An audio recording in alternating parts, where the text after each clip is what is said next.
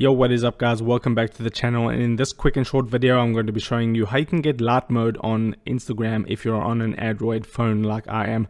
Because when they did this recent update of Instagram, they made the background black like dark mode, but if you have an iPhone you cannot change it back to light mode. But if you're lucky enough to have an Android, then it's possible. So just tap on your profile icon at the bottom right hand corner there to go to your profile.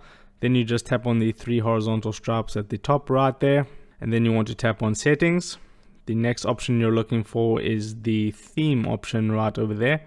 So tap on theme, and then you want to see, mine's on system default, which is the dark mode of my phone. But if you want light mode, just tap it over to light. You can see it change back to light. You don't have to save anything, it's saved. You can go back to the home page and you can view Instagram in light mode. So that's how you do it on an Android.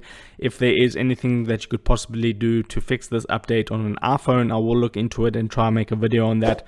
But until then, so if this video helped you out, don't forget to drop a like onto this video and subscribe for more, and I'll see you in the next video. Take care.